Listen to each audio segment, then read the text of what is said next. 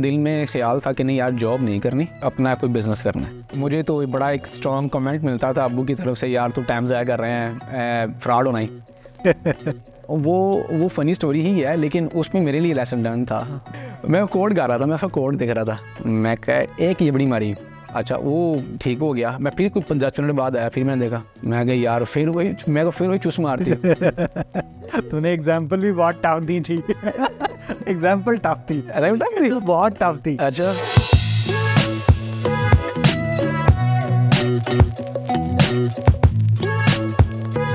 Assalamu alaikum. My name is Muhammad Ali Hassan. I'm the CEO of Al Buraq Technologies. This podcast is presented to you from the channel of TechStarMagazine.com. And today we have a very good tech star with us, Junaid Butt. He is the co-founder of Texom, and we are going to talk to him और उनसे पूछते हैं कि उनकी journey कैसी रही, क्या क्या अप्स एंड डाउन्स आए उनकी जर्नी में, और today they are doing great माशाल्लाह, and we will talk to him. Over to you, Junaid. How are you? Assalamu alaikum everyone. My name is Junaid, and I'm the, as you mentioned, I'm a co-founder and majorly responsible for the business team and the client side of the company. And so that's why I wear the hat of COO, and also presenting myself as co-CEO, especially for Pakistan office.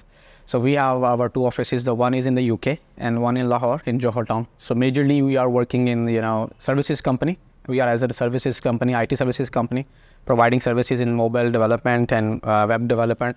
But right now we are currently focusing on startups who are basically looking for a tech team to build their MVP. And also we are focusing and working on with some growth companies who are good in tech, and now they are looking for a good team to scale their product. So right now these two are our focus, startups and growth companies. So that's a little bit introduction about the company. About me, I have more than 10 years of experience in IT industry. I think more than 10 years. You are from 12. That means 11 years. Yes, 11 years.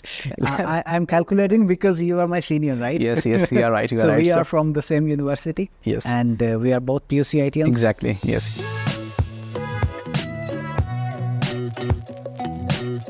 यार PUC में रहते हुए business में कैसे आ गए? नहीं, उसमें ऐसा नहीं था.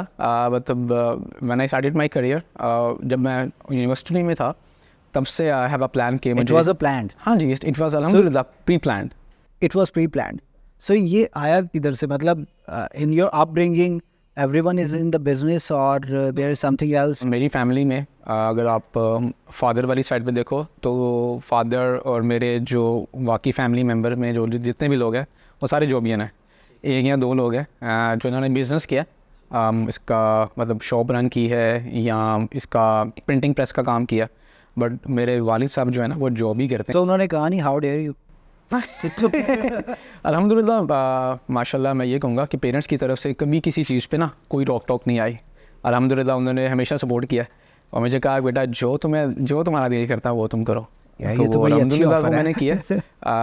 जब दिल किया FSC मैट्रिक करना था बायोलॉजी में, कहा मैट्रिक करना बायोलॉजी में, तो किया, कुछ भी नहीं कहा. उसके बाद कहा FSC प्री इंजीनियरिंग करनी है तो प्री इंजीनियरिंग ही करनी है. आल्दो के वालिद साहब की तरफ से था कि GC में एडमिशन हो गया मेरा उसके अंदर जनरल साइंस में. बट मैंने कहा नहीं, मैंने FSC प्री इंजीनियरिंग करनी है. तो बेसिकली वो मोटिव क्या था जिसकी वजह से बिजनेस? मोटिव ये था कि उस टाइम पे मैं अपने वालिद को देखता था, अभी भी माशाल्लाह वो जॉब करते हैं, तो 12 से 14 घंटे की शिफ्ट करते हैं. वो सुबह 7-8 बजे निकल जाते हैं, हम सोए होते हैं, तो वालिद साहब चले जाते हैं जॉब पे और वापस आते हैं 7-8 बजे. बाकी 7-8 तो मैंने कभी कम ही देखा है. 9 बजे से पहले तो मैं कभी इनको घर आते नहीं देखा. तो फिर एक दिल में ख्याल था कि नहीं यार जॉब नहीं करनी, अपना कोई बिज़नेस करना है. ठीक है, जो गोल्स अब्बू ने एक अपनी सारी ज़िंदगी गुजारने के बाद अचीव किए. ठीक है, बाइक ली जाके, मतलब जब मैं यूनिवर्सिटी में चला गया उससे पहले बाइक कोई नहीं थी उनके पास. मतलब ट्रैवल करना, लोकल ट्रैवल करना या पैदल चलना, तो मेरा था कि नहीं यार I have to do something. That is the kind of background we all came from. Sir मेरे वालिद साहब एक ड्राइवर थे, right?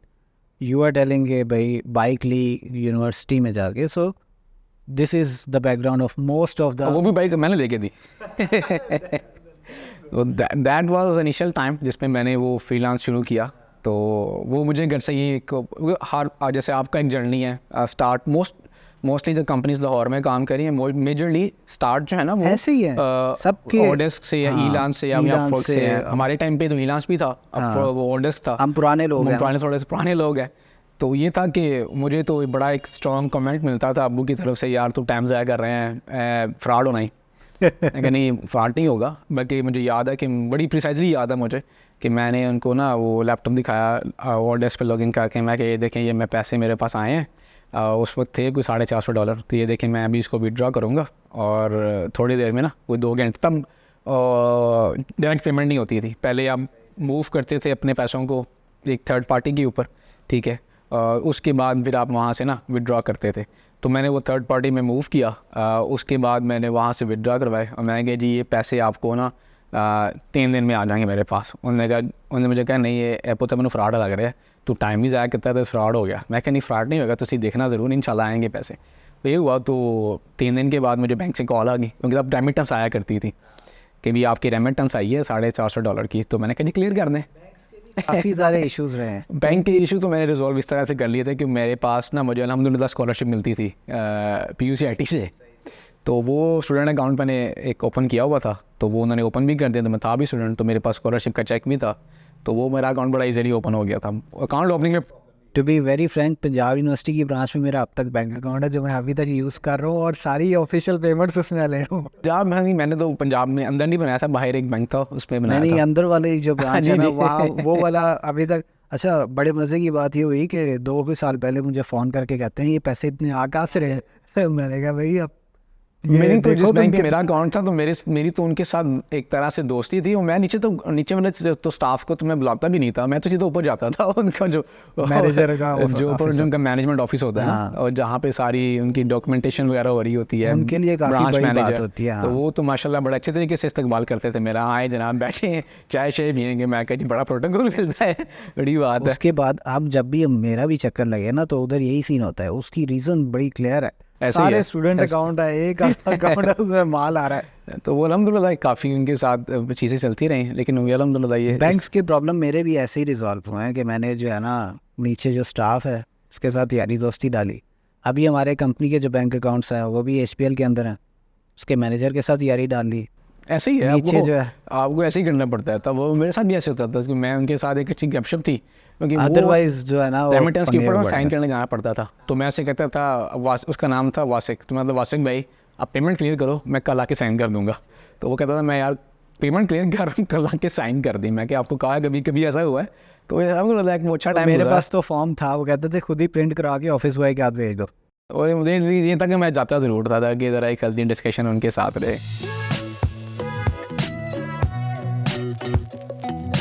So how were your early days in the company? Early days में ये था कि मैं बेसिकली थोड़ा सा इस तरह का बंदा हूँ कि मैं अकेला काम करूँ तो मैं उस तरह से एफर्ट्स नहीं करता, जिसको आप कहते हैं ना 1 और 1 11 वाला सीन। तो मैं 1 और 1 11 में से ही काम करता हूँ, अकेले में मेरे से उस तरह की एफर्ट्स इंपॉर्टेंट नहीं। टीम वर्क में अल्हम्दुलिल्लाह मैं एक अच्छा टीम प्लेयर हूँ, तो मुझे एक टीम प्लेयर की ज़रूरत थी। तो मेरा एक बेस्ट बडी है, बहुत सारे लोग तो उसको जानते हैं, he is like my family friend, चंडी बडी जिसे आप कहते हैं। मेरे साथ वो we are together for more than 25 years. इस तरह की चंडी बडी है। तो उसको मैंने ये आइडिया पिच किया कि यार लेट्स वर्क, और जनाब उसके साथ फिर मैंने इस चीज़ों को कंटिन्यू किया। तब मैंने स्टार्ट अपने करियर का जब किया 2014 में, 2012 में मैं ग्रेजुएट हुआ था, 2012 में मैंने स्टार्ट किया करियर का, और उसमें मैंने स्टार्ट किया मतलब हर चीज़ आगे मेरे को प्री प्लान थी। तो मेरे माइंड में सिर्फ एक चीज़ थी कि मुझे 2 साल जॉब करनी है, क्योंकि कुछ हमारे टीचर ऐसे थे, मुझे बड़ा अच्छा गाइड किया था, तुमने इंडस्ट्री में 2 साल जरूर लगाने। नेम देम सबको नहीं, कुछ लोग याद रह जाते हैं आपके करियर के अंदर, बिकॉज एक हैं जिनको मैं मतलब बहुत ज़्यादा रिस्पेक्ट भी करता हूँ, बाकी सारी चीज़ें मेरे लिए रिस्पेक्टेबल हैं, लेकिन ये है कि उनके साथ अभी तक एक अच्छा कनेक्शन इस्टेब्लिश है, गुफ्तगू होती रहती है। मिस मारिया चौधरी नाम है उनका, अभी तो यहाँ छोड़ गए पढ़ा, अब तो नहीं पढ़ाती PUCIT में, लेकिन उनके साथ मैंने फाइनल ईयर प्रोजेक्ट भी किया, क्योंकि वो मेरी सुपरवाइज़र भी थी। उनके साथ मैंने PUCIT में बड़े बड़े अच्छे काम किए। PUCIT ACM चैप्टर का नाम सुना होगा आपने, तब उनके साथ उन्होंने वो स्टार्ट भी किया, और उसमें मैं मेंबर भी था, एग्जीक्यूटिव मेंबर भी था। तो उनकी तरफ से काफ़ी गाइडेंस थी इस हवाले से कि यार अच्छी कंपनी में जाना है, जहाँ भी जाना है 2 साल लगाने हैं, 2 साल से कम नहीं टाइम स्पेंड करना। I miss those teachers. तो वो ये कुछ आइडिया था उस पर। नहीं, ये अच्छी बात है, ये आपने बड़ी अच्छी डिस्कशन छेड़ दी है। प्रोफेशनल एथिक्स जो है ना, हमारा एक बहुत बड़ा अलमिया ये है कि प्रोफेशनल एथिक्स पता ही नहीं होते, आती नहीं है, ऐसे ही है, पता ही नहीं। देखो बिल्कुल ऐसे ही है। मैं इसमें ना ज़्यादा ब्लेम नहीं करता टीम्स को, ज़्यादा इंडिविजुअल्स को ब्लेम इस वजह से नहीं करता बिकॉज उनको किसी ने बताया ही नहीं, घरों में किसी ने नहीं बताया। हमारी एजुकेशन सिस्टम इतना, अच्छे वर्ड्स हैं कोई, मनी मेकिंग आप कह सकते हो कि मनी मेकिंग ज़्यादा है। मनी मेकिंग भी मैं मुझे तो नहीं लगता मनी मेकिंग यूनिवर्सिटी में मतलब कल्चर इस तरह का है कि आप आओ और पैसे पे करो और डिग्री लो और जाओ। ये तो प्राइवेट सेक्टर हो गया ना, आपका गवर्नमेंट सेक्टर भी इन पैरेलल चल रहा है और वो बड़ा अच्छा चल रहा है। गवर्नमेंट सेक्टर में वैसे जो लोग आते हैं, जैसे PUCIT है या और इस तरह के UET है, जो अच्छे गवर्नमेंट लेवल पे स्टडी जो इंस्टीट्यूट्स है ना, वो वहाँ से क्वालिटी स्टूडेंट्स निकलते हैं। क्वालिटी स्टूडेंट्स निकलते हैं, क्या उनमें क्वालिटी एथिक्स होते हैं? ये एथिक्स इज समथिंग जिसको देखो, एक चीज़ होती है जिसको हम कहते हैं ना कि आप किसी की खसलत को चेंज नहीं कर सकते। यार एटलीस्ट आप बताते तो हो ना। देखो किसी बच्चे को आप बताओगे ही नहीं कि बेटा काम करने का तरीका ये है, तो मेरा ख्याल है उसमें ना, मैं अगर आपको ये कहूँ ना कि ऐसी नहीं है। आई स्टिल नो कि यूनिवर्सिटी लेवल पे ये PUCIT में भी इस तरह की ट्रेनिंग्स होती हैं, बच्चों को गाइड किया जाता है। ठीक है, ट्रेनिंग से मुराद ये है कि टीचर्स कुछ अच्छे हैं ऐसे, अभी भी स्टिल हैं। एग्जैक्टली मैं नाम तो रिकॉल नहीं कर पा रहा हूँ उनके, ठीक है, लेकिन ये वो टीचर्स हैं। अब मेरे पास 1-2 नाम है, मैं बता देता हूँ। अगर आपको याद हो, PUCIT में एक टीचर है हमारे, सर उमैर बाबर, ठीक है, वो पढ़ाते हैं इकोनॉमिक फंडामेंटल। इस मामले में वो बड़ा गाइड करते हैं बच्चों को एथिक्स के ऊपर, ठीक है। इसी तरह से अब मेरे जहन में कुछ प्रोजेक्ट मैनेजमेंट की एक मैडम थी, अब मेरे जहन में उनका नाम रिकॉल नहीं हो रहा यार ऑनेस्टली, अब मैं नहीं रिकॉल कर पा रहा, ठीक है। इसी तरह से 1 और 2 टीचर्स फीमेल स्टाफ में थी, उनसे हम पढ़े हैं, और वो इस तरह की एथिक्स पे बात होती थी उनके पास। वो कहती थी हमें कि आपने जब मार्केट में जाना है, इस तरह का इंटरेक्शन नहीं था किसी के। फिर हमारे एक टीचर थे, उन्होंने हमें SQA पढ़ाया था।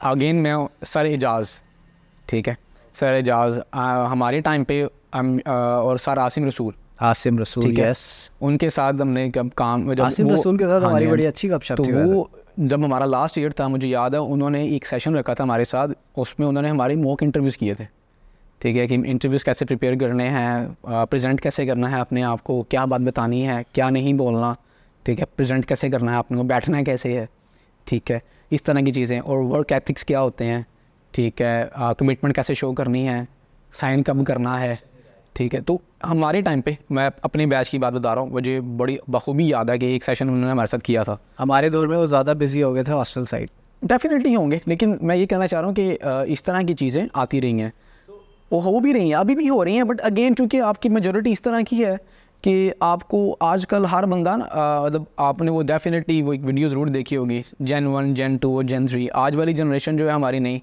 वो बहुत ज़्यादा जिसको आप कहते हैं ना ज़ाहरी खूबसूरती पे ज़्यादा जा रही है, ठीक है। मतलब स्टाइल होना, एक लाइफ स्टाइल के ऊपर ज़्यादा फोकस्ड है।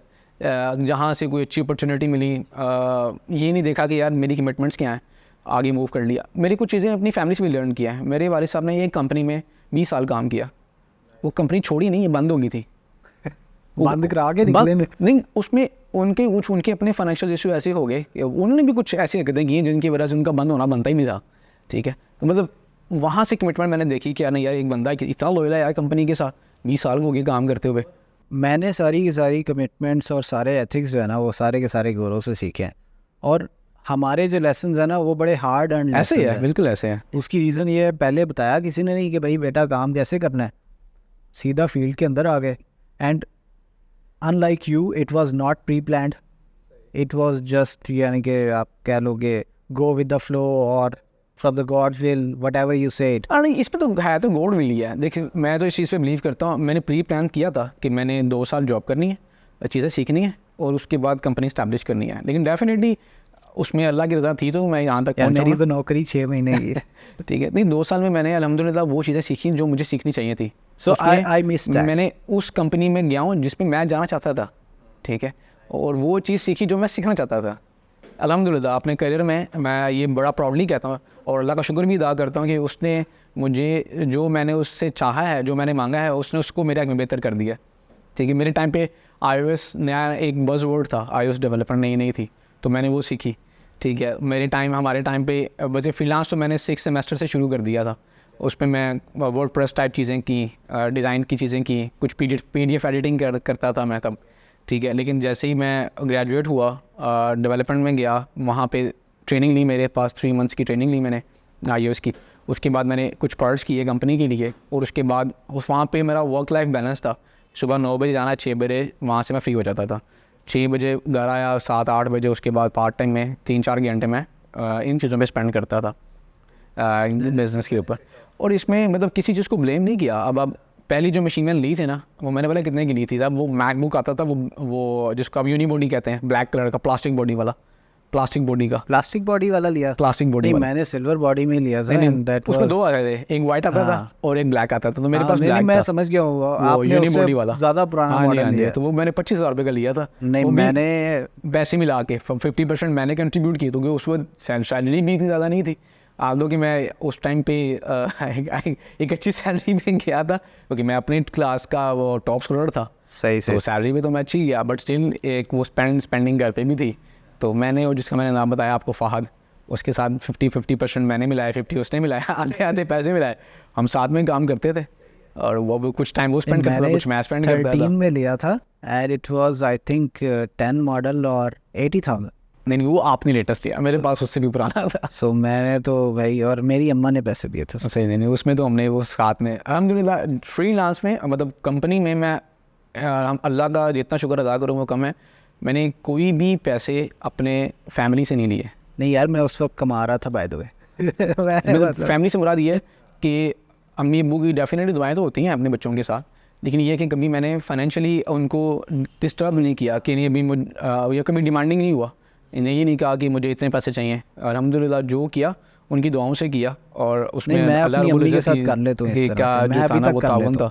नहीं, वो अल्हम्दुलिल्लाह ऐसे किया। मैं अभी तक कर लेता हूँ उनके साथ कि भाई नहीं समझ लो, जब से प्रोफेशनल करियर स्टार्ट किया ना, तब से, उससे पहले भी, मतलब उससे पहले भी ये था कि मैं पढ़ाता भी था ट्यूशन में, मतलब सेकंड टाइम में यूनिवर्सिटी से फ्री होके, तो वहाँ से मैं अपने एक्सपेंस मैनेज करता था, फीसिस भी वहाँ से निकाल लेता था, स्कॉलरशिप यूनिवर्सिटी से मिल जाती थी।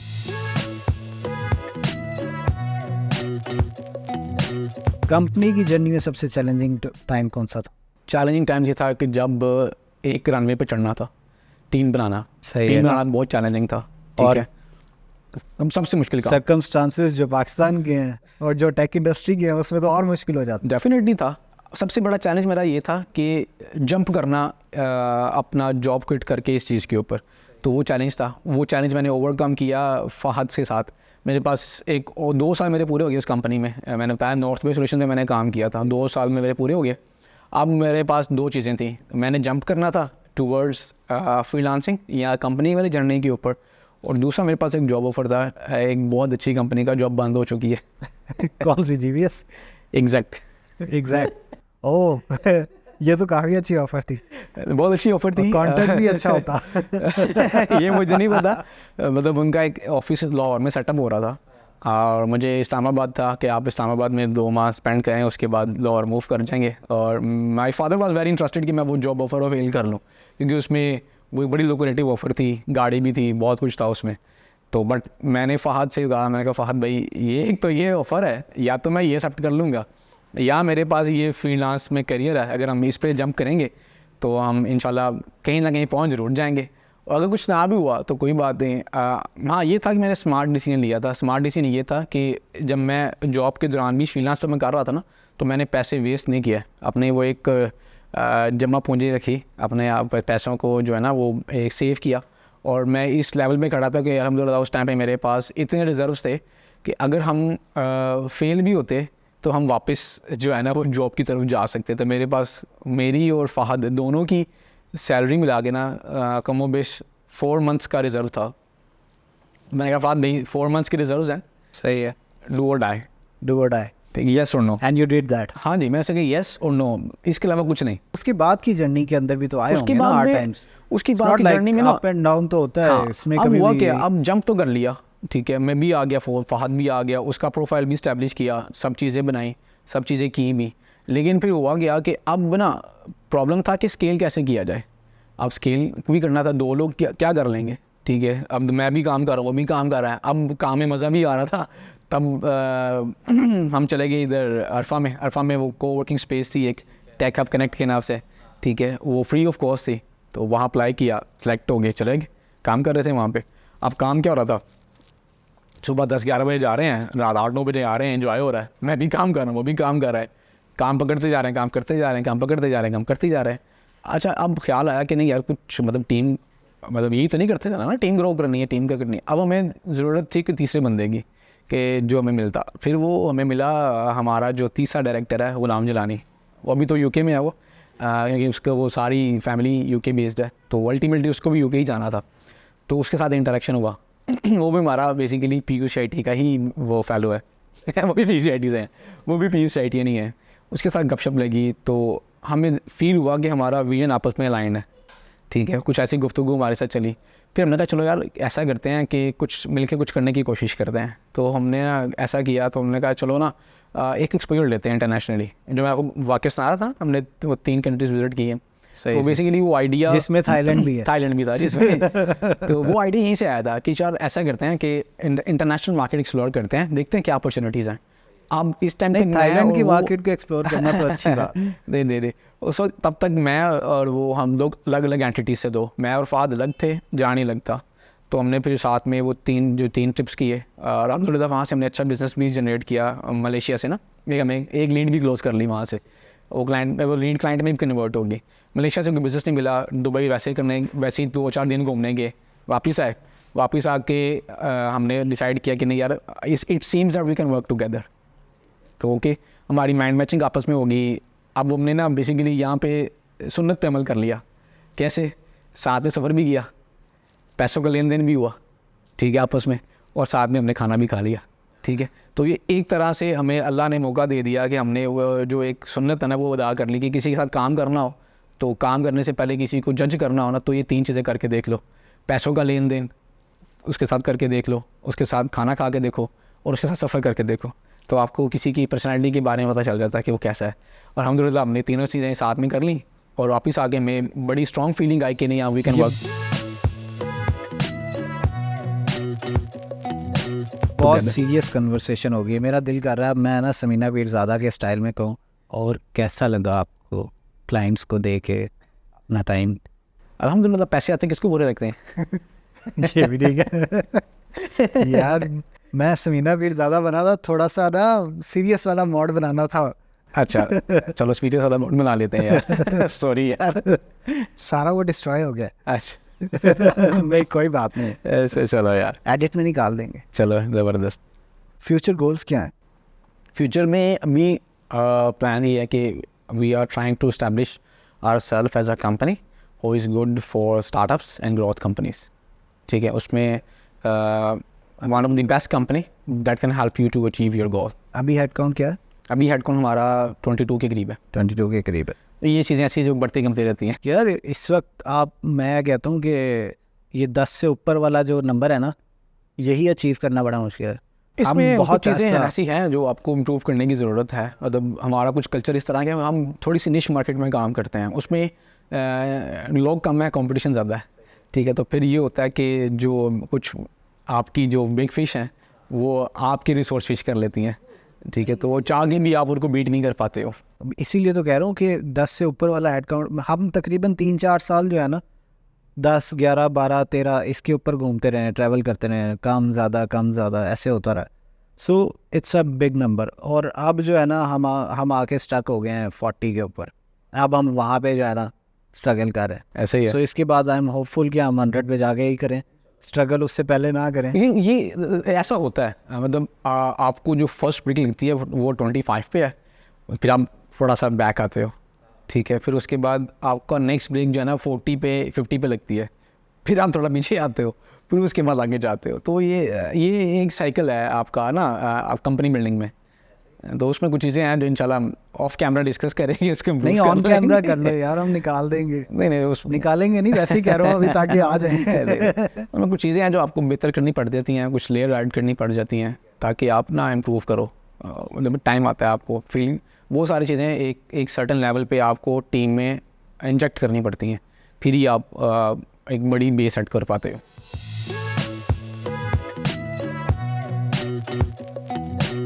डेवलपर्स के साथ डायरेक्टली इंटरेक्ट करते हो आप? डेफिनेटली करता हूँ, बिल्कुल करता हूँ।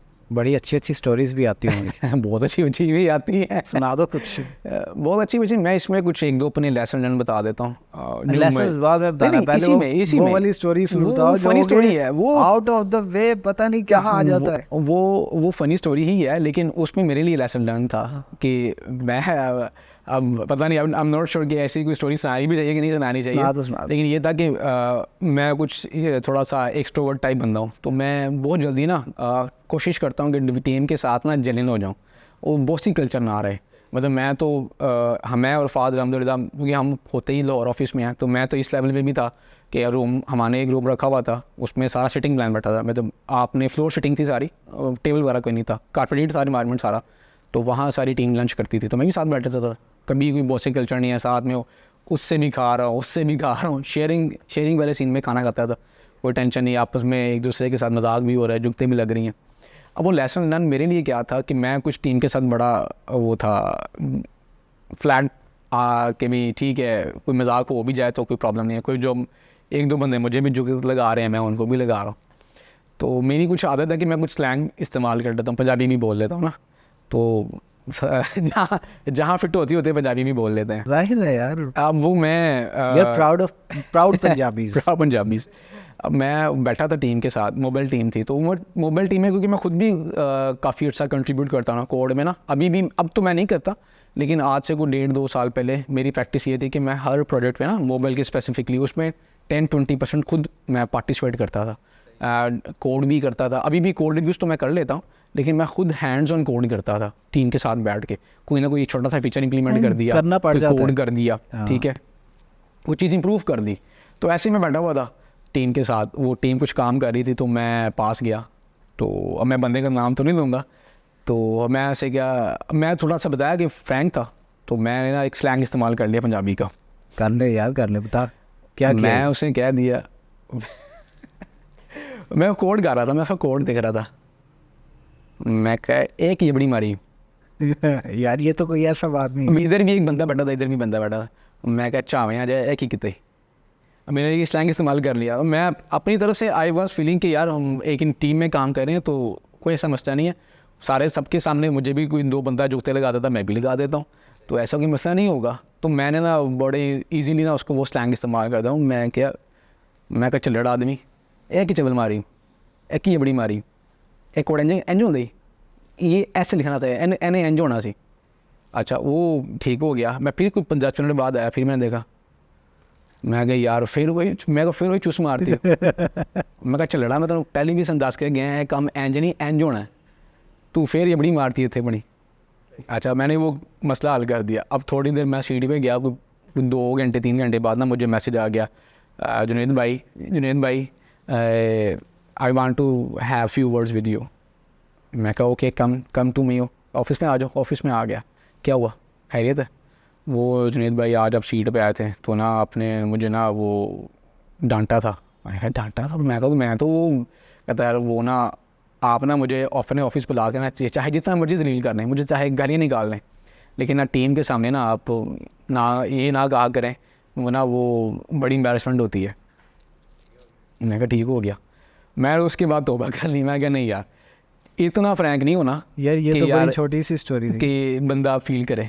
मैं उसके बाद से एक दफ़ा ये हुआ, फिर एक और बंदा था उसके साथ भी कुछ सिमिलर स्टोरी चली, तो मैंने कहा शायद उसके साथ भी मैं काफ़ी, वो भी iOS में काम कर रहा था, तो वो जब आप सेम चीज़ों पे काम करें तो बंदा बड़ा वो हो जाता है, आपस में ना रिलैक्स हो जाता है, तो बड़ी अच्छी इंटरेक्शन होती है उस पर, गपशप भी बड़ी अच्छी लगती है। तो मैंने उसके साथ भी ऐसे ही हुआ, उसने भी कोई काम शाम किया, मैं सपोर्ट रिव्यू कर रहा था, मैंने उसको भी जो है ना उस पर भी ये स्लैंग इस्तेमाल कर दिया। मैंने उसको भी ये 2-3 स्लैंग इस्तेमाल किए।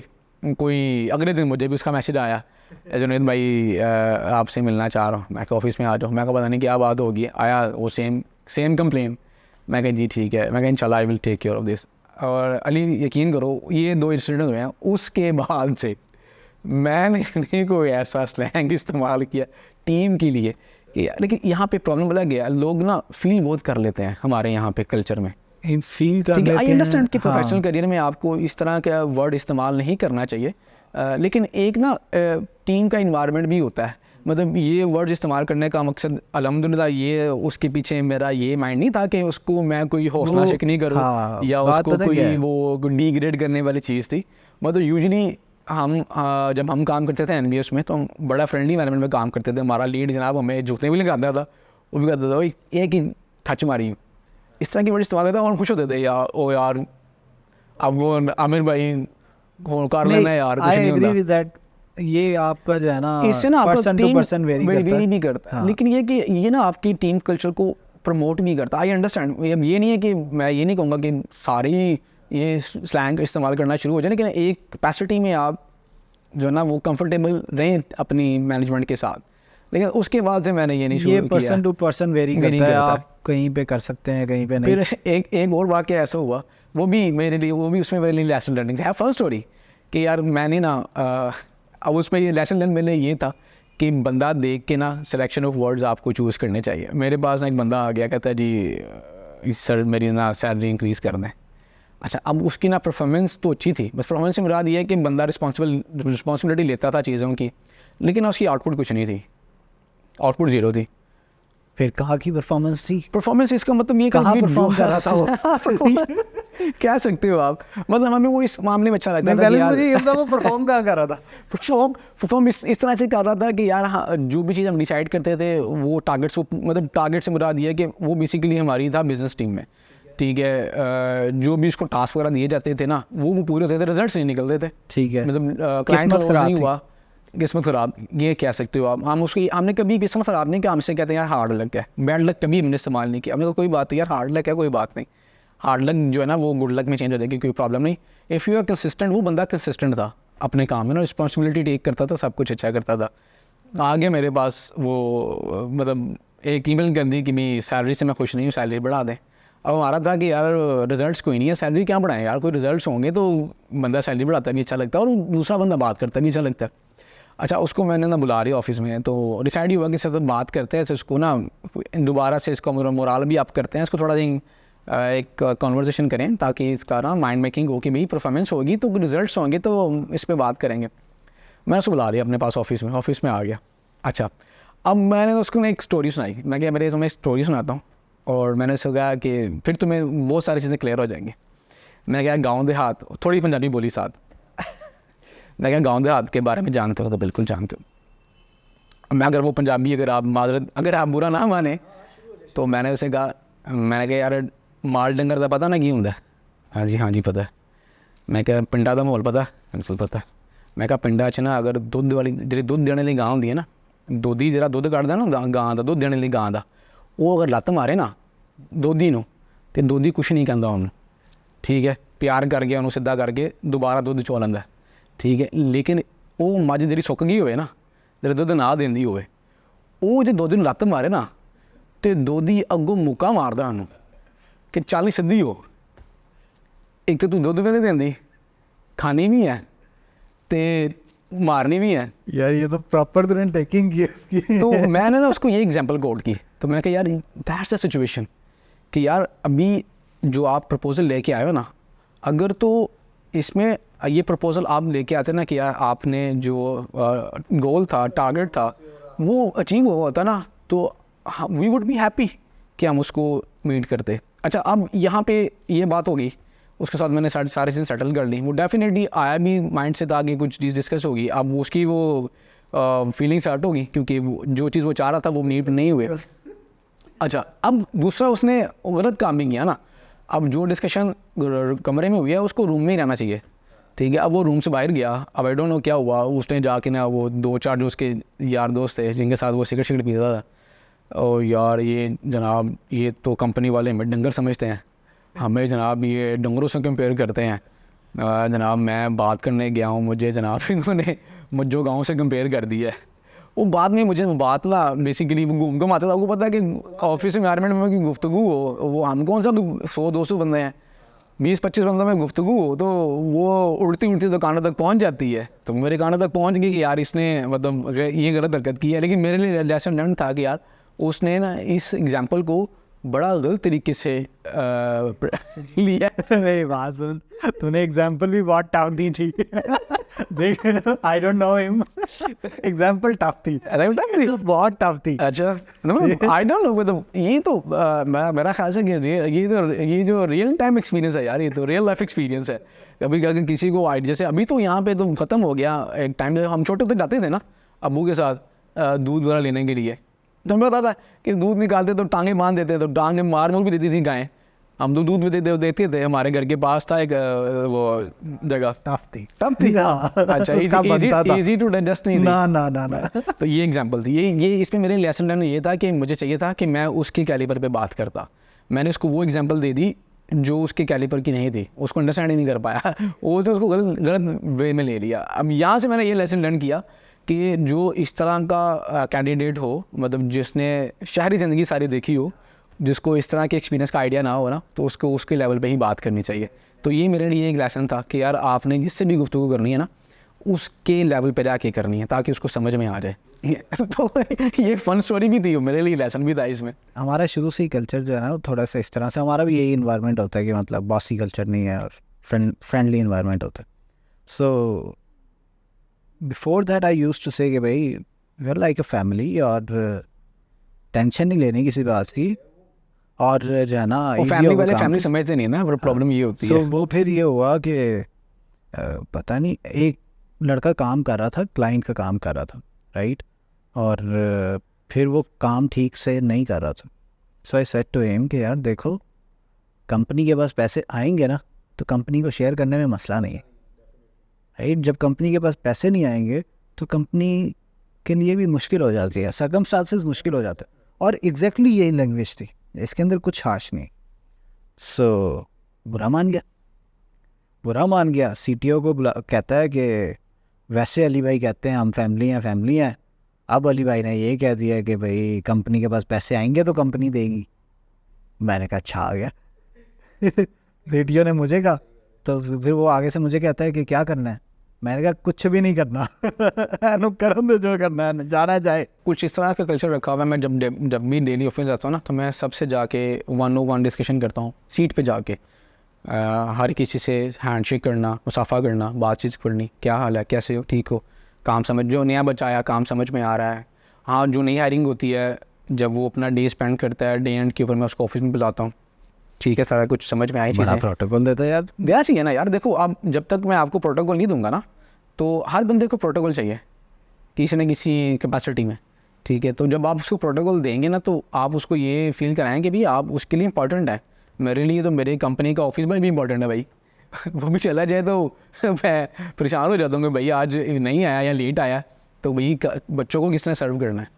तो मैं हर किसी को इंपॉर्टेंस देता हूँ, हर किसी से मिलता हूँ। HR सबसे पहले HR से मिलता हूँ, उससे चीज़ें डिस्कस की, फिर प्रोडक्शन रूम में गया, वहाँ जाके हर बंदे से 1-on-1 गुफ्तगू की, हाल चाल पूछा, क्या कर रहे हो, कैसे कर रहे हो, समझ में आ रहा है या नहीं समझ में आ रहा, पढ़ सही चल रहा है, इस तरह की सारी डिस्कशन। चाहे मुझे 10-15 मिनट लग जाए, कोई बात नहीं, कम से कम सही होता है कि जब आप किसी से मिलते हो ना, तो बहुत सारी चीज़ें आप उसके से अंडरस्टैंड कर लेते हो।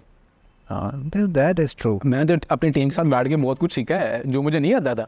हम लोग रूबी ऑन रेल्स पे काम करते हैं, मुझे रूबी ऑन रेल्स नहीं आती। To be very frank, after कितना अर्सा आप कोड कर सकते हैं, उसके बाद तो फिर आपको इन्हीं के नॉलेज पे रिलाई करना है ना। तो मैं नॉलेज खुद भी लेता हूँ, लेकिन इनके साथ बैठ के मुझे बहुत सारी इंसाइट्स मिल जाती हैं टेक्नोलॉजी से रिलेटेड, है ना। अब मैं जैसे बताया, मैं रूबी ऑन रेल्स पे काम मुझे नहीं आता, लेकिन ट्रस्ट मी, अब मेरे से रूबी ऑन रेल्स के बेसिस पे क्वेश्चन पूछे, मैं आपको बता दूंगा कि डिप्लॉयमेंट कैसे होगी। फिर इंटरव्यू स्टार्ट करें। मैं इंटरव्यू तो मैं लेता भी रहा हूँ रेल्स के। और इंटरव्यू में प्रॉब्लम नहीं होता अल्हम्दुलिल्लाह। जब आप इस स्केल पे आ जाते हैं ना, उसमें होता है कि आपके पास ना एक्सपोजर काफ़ी आ जाता है चीज़ों को लेके, ठीक है। मैं कैंडिडेट को किसी और लेवल पे इंटरव्यू करता हूँ, टेक्निकली कम करता हूँ, टेक्निकली 2-4 सवाल पूछूंगा, लेकिन मैं उसको एवेल्यूएट करता हूँ कि उसके एथिक्स के ऊपर कल्चरल फिट है या नहीं। टेढ़े मेरे सवालात पूछता हूँ उससे, ठीक है। वो ऐसी बात निकालने की कोशिश करता हूँ जो उसने छुपाई हो, मतलब ऐसी बात की जिसका अब एक फ्रेशर है, अब उसका प्लान है कि भी उसने स्टडी के लिए बाहर जाना है। अब ऐसे कैंडिडेट को मैं ऑनबोर्ड करके मुझे फ़ायदा नहीं होगा, ठीक है। मुझे पता है इसने आफ्टर 3 मंथ 6 मंथ्स चले जाना है, सो मेरे लिए वो फ्रूटफुल कैंडिडेट नहीं होगा। तो मैं ऐसी चीज़ें निकालने की कोशिश करता हूँ कि कुछ इंसाइट्स ना कैंडिडेट के बारे में पता चले, ताकि अच्छा बंदा ऑनबोर्ड होगा तो आपको बेनिफिट है। कोई आपने गलत बंदा ऑनबोर्ड कर लिया किसी भी वे में, वो टेक्निकली साउंड नहीं था, वो एथिकली साउंड नहीं था, तो प्रॉब्लम होगी आपको।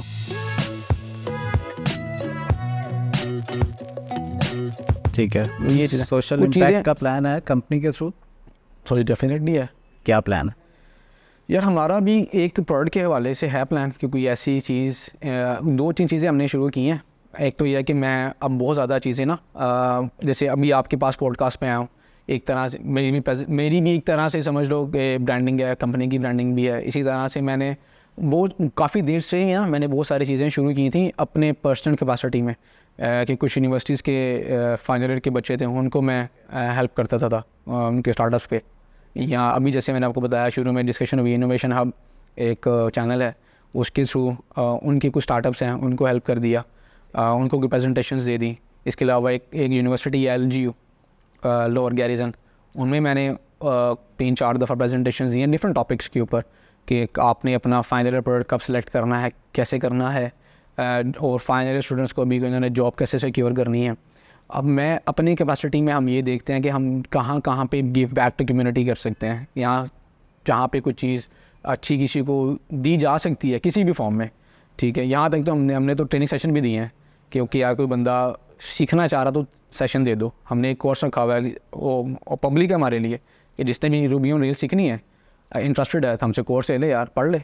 वो सारे उसमें लिंक्स लिखे हैं, वीक 1 में वीक 2 में क्या करना है, पढ़ लो यार, करो तो सही कुछ, करो तो सही कुछ। अब करने वाले नहीं मिलते यार, अब उसमें हम कुछ नहीं कह सकते। तो मैं यहाँ तक हम अल्हम्दुलिल्लाह इस तरह की कैपेसिटी में तो मैं चीज़ें चल रही हैं। फाइनल क्वेश्चन, जितना जोर लगा सकते लगा रहा, इस फ्यूचर प्लान क्या है? यार फ्यूचर प्लान्स ये है कि टीम साइज़ ग्रो करना है, ठीक है। अभी डेफिनेटली अभी कुछ रिसेशन भी है, आप एक जगह पे स्टक भी हैं, लेकिन इंशाल्लाह उम्मीद है कि रेस्ट ऑफ अगले रिसेशन का कितना इम्पैक्ट है? रिसेशन का इम्पैक्ट तो काफ़ी है यार, इस सेंस में है कि आपको अच्छे क्लाइंट्स नहीं मिल रहे, क्योंकि क्लाइंट इन्वेस्ट नहीं करना चाह रहे ना, स्पेंडिंग नहीं है।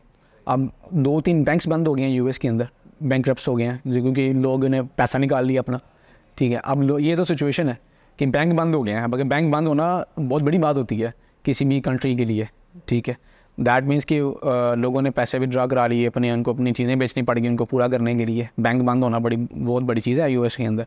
एक हमारे रिसेशन तो है, लेकिन यह है कि उसको अब चीज़ें आहिस्ता आहिस्ता उम्मीद है कि सेटल हो रही हैं।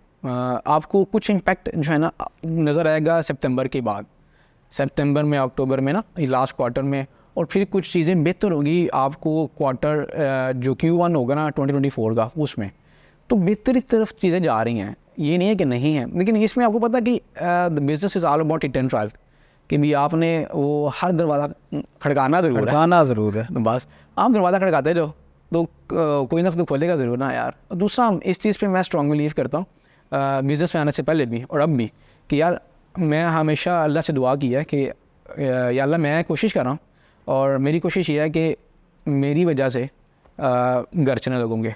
देना आपने ही है, ठीक है, देने वाली ज़ात आप ही की है, आपने ही देना है, और मैं सिर्फ एक ज़रिया बन रहा हूँ कि यार मेरी वजह से अगर 20 लोगों के घर चल रहे हैं, तो मैं चाह रहा हूँ कि ये और बढ़ जाएँ, ठीक है। और बढ़ाएँ आप नहीं है, देना आप नहीं है, तो इसका मतलब कि रिस्क देने वाली ज़्यादा अल्लाह की है। अल्हम्दुलिल्लाह की चीज़ें चल रही हैं, ये नहीं है कि कोई चीज़ स्टॉप हो गई है, नहीं, ऐसा नहीं है। स्लो हो गई हैं, ये मैं कह सकता हूँ, स्टॉप नहीं हुई। जो स्लो है, स्टॉप नहीं है, चल रही हैं अल्हम्दुलिल्लाह। इंशाल्लाह उम्मीद है कि आने वाले अगले 3-4 माह में बेहतर हो जाएंगी। कुछ हमने चीज़ें अपने पास जो हमें लग रहा था कि लैग करती हैं, वो हमने इसको इम्प्रूव किया, और अभी फ्यूचर गोल यही है कि टीम एक्सपैंड करनी है, ठीक है। और मैंने जो सब कुछ शुरू में बताया था कि टारगेट यही है कि हमारी क्योंकि एक फ़िज़िकल प्रेजेंस UK में है, so we want to be one of the best company in the UK, जो कि स्टार्टअप कल्चर को सपोर्ट करती है और ग्रोथ कंपनीज़ को सपोर्ट करेगी, ठीक है। टारगेट यही है कि हम बेसिकली, टारगेट भी हमारी मार्केट भी यही है कि हम स्टार्टअप्स को और ग्रोथ कंपनीज़ को टारगेट करते हैं, उनको हेल्प आउट करें IT सर्विसेज के साथ, उसमें उनकी MVP डेवलपमेंट भी आ जाएगी, ठीक है, उनमें स्टाफ ऑगमेंटेशन भी है, टीम ऑगमेंटेशन भी है, ठीक है। अभी ये 3 कैपेसिटी में चीज़ें चलती हैं।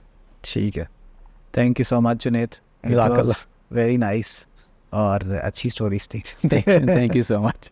I hope you liked the podcast, or it was very fruitful discussion, some insights, some inside stories as well, and wish you luck. And next episode के अंदर मिलते हैं with another Techstar.